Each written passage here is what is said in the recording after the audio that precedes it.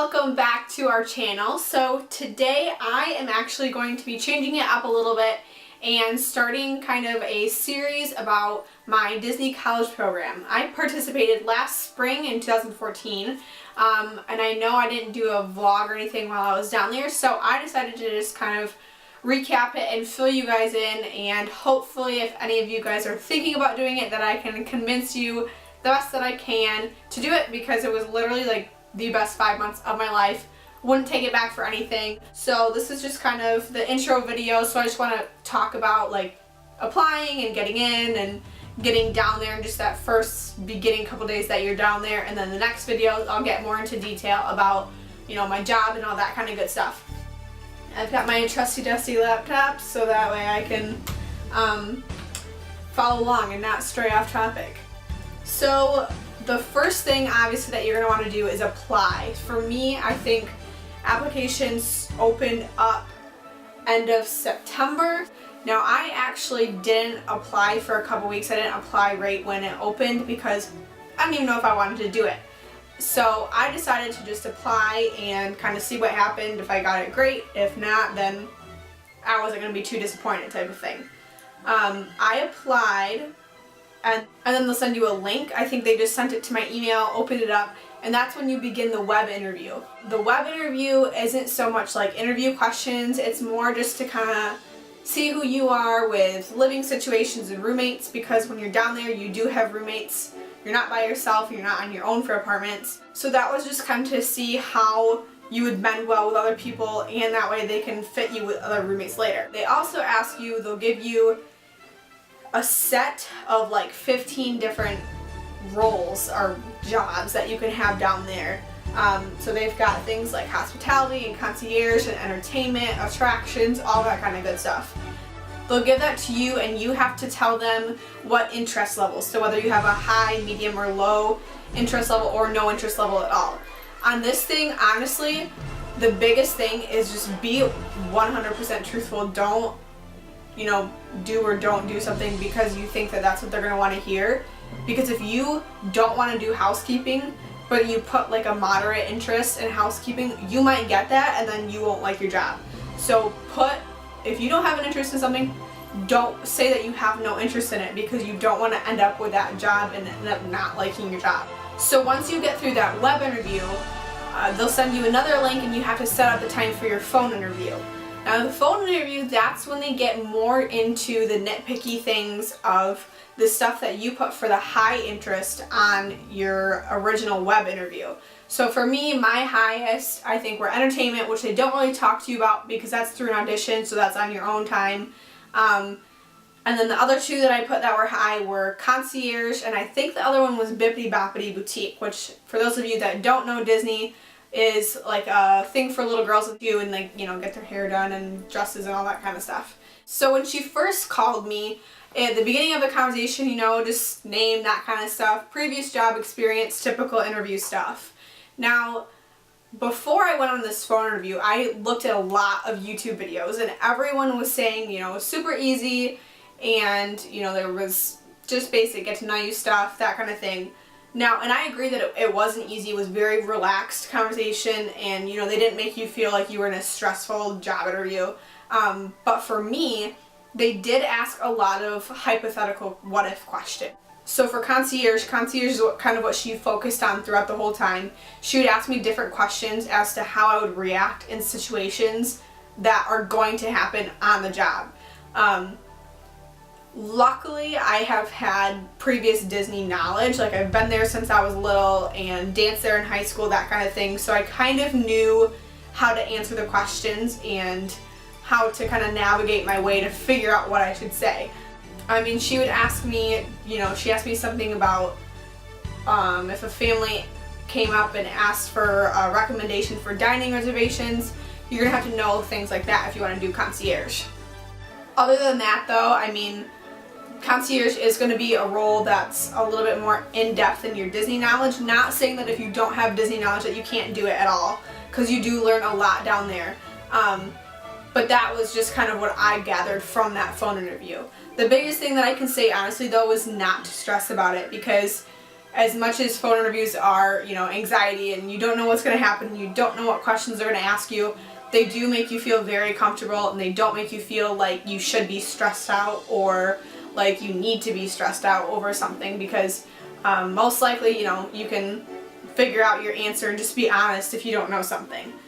So at the end of the phone interview, they're going to tell you, you know, your approximate wait time. From watching YouTube videos and talking to other people that had done it, I gathered that, you know, I was going to be waiting about 4 weeks-ish to hear back on whether I got the job or got the internship or didn't get the internship.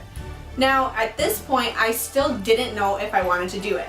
I was just kind of thought I would do it and see where it went, and I thought that I was going to have that month, that full 4 weeks, to figure out what I wanted to do and really see and decide if I would take it if I got it. However, 6 days later, I was sitting in class at my school and randomly scrolling through my emails, decided to check them because I was bored in class, and Disney sitting right across the top. So I opened it, not knowing what to expect, and I got a congratulations, you know, you made it, you got accepted. They told me what role, so I got accepted for sure as concierge. They tell you your pay rate, all that kind of stuff. So, you know, I freak out, you know, talk about anxiety because I didn't know if I wanted to do or not. Didn't have that full 4 weeks to decide. So I went outside, called my parents, told them, you know, filled them in on what was going on. And then it was just kind of the deciding game. And in the end, obviously, I did decide to do it because I thought I couldn't pass up an opportunity like this. Disney is a great company to work for, and I knew that coming into it, and I know other people that have worked there before. So I thought, you know what, why not? Take a chance. You never know what can happen. So then the wonderful packing gets to begin. Packing for 5 months is really hard, especially when, for me, coming from Michigan, I was flying down there, so I didn't have my own car. You do, and I will talk about this later, you do have an option to bring your car, but I chose not to just because it's a long way to drive when they have buses for us. So the biggest thing that I would say with packing clothing is just to bring a variety of clothes, because, you know, in the beginning when I first got there, it was, you know, for Michigan, it was like fall weather. I mean, I was in jeans and sweaters and scarves, and I was fine like that, especially at night when it gets really chilly. But then in May, by the end of your program, you are, you know, wearing shorts and a tank top and still sweating because it is so ridiculously hot and humid. So prior to arriving, you'll get an email saying that you need to pick your arrival date. So for me, there was only one option, which was January 8 to May 30, whereas for some other people, they had some different options. I know there was arrival dates through the beginning of February, so it'll kind of vary. I did the spring program, which is just January to May, but there's also the Spring Advantage program, which is from January to August, so I chose to do the shorter period. Then comes arrival time. So like I said, I flew down there, my mom flew down with me. We actually left January 7, I believe it was, the day before, just so we could kind of get settled in and be there, and we went downtown Disney, enjoyed a night, just us two girls, so that January 8 I would be there and ready to check in. Our check-in was at Vista Way, which is one of the apartment complexes that Disney has for their CPs, the college program students. I think that our check-in started around 8 or 9. Not sure exactly what time. It's been almost a year since I did this, but I know that I didn't get there right away. When I went, the line wasn't crazy long. It does take you a while to get through though. The biggest thing that I wish that I would have known prior to coming to check-in is that you need to be whatever you consider photo ready, because they will be taking your picture for your housing ID, which is what you will need the next 5 months. That will be what gets you in and out of the apartment complexes, onto the buses, all that kind of stuff. So make sure that you're okay with whatever you're wearing and however your hair is for that picture for that day. Last but not least, they do tell you where you're working at the end of that, you know, waiting in line and getting through all the housing stuff. So for that day, I found out that I was working at the Grand Floridian, which was my first choice. It's one of the deluxe resorts, so I was super excited about working there and excited just to kind of see the resort. I had never been there before, ready for something different and a nice resort with, you know, lots of classy people. So after that, you will be going to casting. Casting be prepared to wait in line for a long time. I cannot stress that enough. I think I was there for 4.5 hours. It is crazy ridiculous how long you wait in line. You're just doing paperwork and filling out all these different things for your program to make sure you have everything. So just be prepared to wait and meet the people around you, be social, because otherwise it's going to be the longest 4 hours of your life. After that, we got a day off to kind of do whatever we wanted. So for that day, me and my mom went shopping. We went to Walmart, TJ Maxx, that kind of stuff to get bedding because they don't provide any of that for you. They'll give you a mattress and a bed frame, dresser, closet, that kind of stuff. They do give you dishes and utensils and cups, but they did not give us any sort of decorating things, any sheets, pillows, all that kind of stuff. So either bring that with you or be prepared to buy it once you guys are down there. So the last thing to talk about is traditions. Now everyone has kind of different opinions about traditions. It is long, I think it was like 5 hours, but I actually thought it was quite fun. So the bus picks you up from Chatham. They've got chartered buses, not the regular CP buses that you'll be riding for the next 5 months. You do have to be in your business professional clothes. Now, one thing that I learned from being there is what kind of you can and cannot wear. I went down there thinking that they were going to be super strict on, you know, what your business clothes were, because that's what you wear at Disney University when you're training as well. So I mean, for Christmas I was getting dress pants and new shirts and blazers and all that kind of stuff. I had a cute sheer top that I didn't think I could wear, but once you go to Traditions, you'll kind of see what they're gonna allow and not allow. I will tell you though that you don't want, you know, super short tight dresses or something that you wouldn't wear to a nice job, because there was a girl that did get, I don't want to say kicked out, but she did get sent home back to the apartment from Traditions. And if you don't finish that day, you have to do the whole Traditions over again. So just be professional, know the limits, don't wear anything too tight, and just look nice. You will be watching a lot of videos that day at Traditions. A lot of it you'll be learning, you know, about Disney, about the company and what they're kind of about. You will also be learning a lot about safety and how to handle different situations in the workplace, everywhere. Another thing that they will pound into your head is the 4 keys. Now, if you have done the college program or if you will be doing it, you'll find out, or you already know about it, but they will pound those into your head. I'll let that be a surprise for those of you when you guys go down there, because believe me, you'll be hearing it a lot through the whole 5 months.